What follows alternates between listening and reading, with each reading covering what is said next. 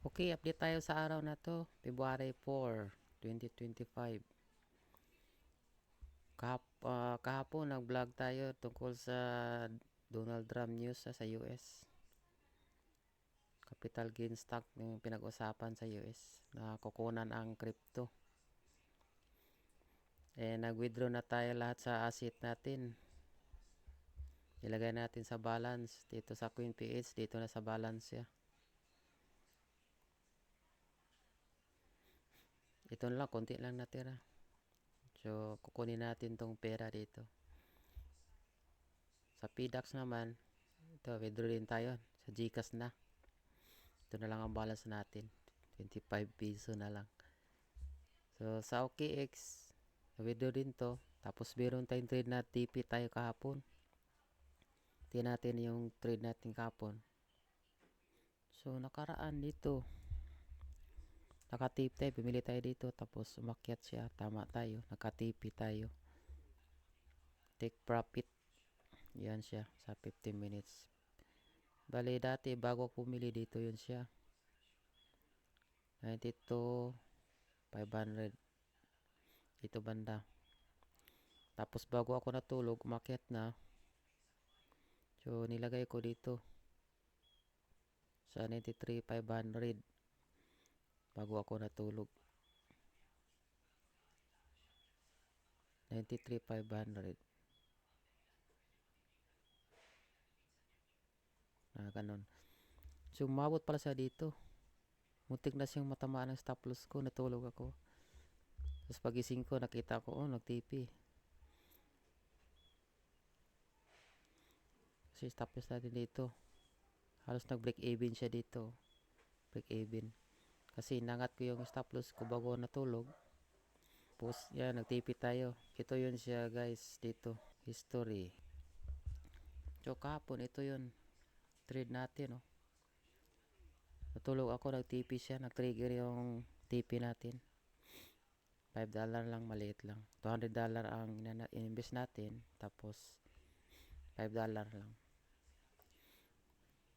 Ito yun siya. Anong oras siya na, 23? Alas 12. Alas 12 madaling araw. Nag-TP siya. Tutulog na ako dito. Tapos, bumili tayo ngayon. Ito na yun, isa lang. Ito ngayon. Plus na siya. Short sale tayo. Short sale. Bali, ito naman tayo. Pababa ang market ang natin. Trade natin ngayon. Pagtitingnan natin dito sa palaki natin. Ito yung nakaraang trade natin. Hindi natin ito tanggalin para makita yung mga trade natin. Para yung panalo, talo makita. So, dito ako bumili. Short sale. Tapos, stop loss. Diyan. TP natin. Yan tayo TP. Yan ang plano natin.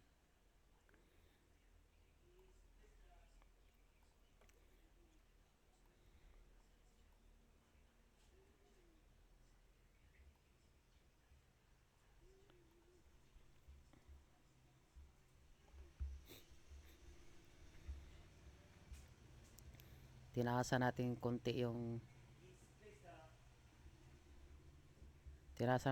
stop loss natin.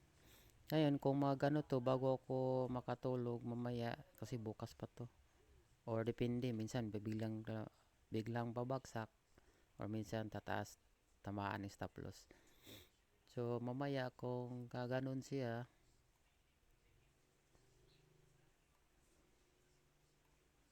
babalik. Tapos, umanon. Itong natin, ilagay na natin dito, ilapit. Kung pagano na siya, bago tayo matulog para lumiit yung sakaling babalikan niya, talo tayo maliit. Ganon. Pero sa ngayon, di muna. Pero kung gusto mo ilipat dyan, timbawan na dito sa dulo na to ng candle na to, merong commit dito. Punta ka sa i-edit. edit mo yung stop. Kasi TP natin, ito TP natin, mag-trigger sa 98.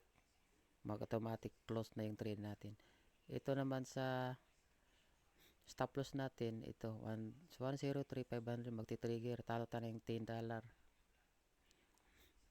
Tapos kung gusto mong baguhin, ito, kung halimbawa inihila mo yun 102, lagay mo sa 102, ano na siya 102 500. Ibig sabihin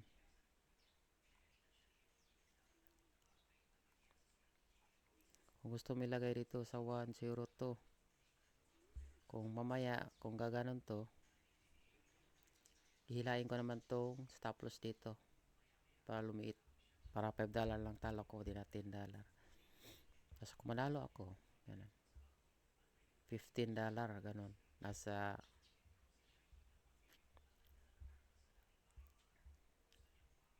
ganun siya ang trade.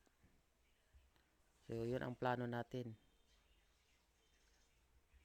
sa ngayon. Dyan muna, hindi ko muna ilagay dito.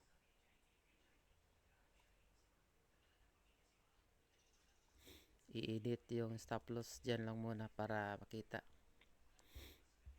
So ganun talaga, no, wala, trade na lang tayo kasi wala na yung mga asset natin, withdraw na natin, sa balance na nilagay dahil sa balita news di ko nagustuhan. Ayun na. So i-update ko kayo dito palagi sa vlog natin yung mga trade natin. Kaya ito, okay, yun lang ang ano natin, update sa araw na to.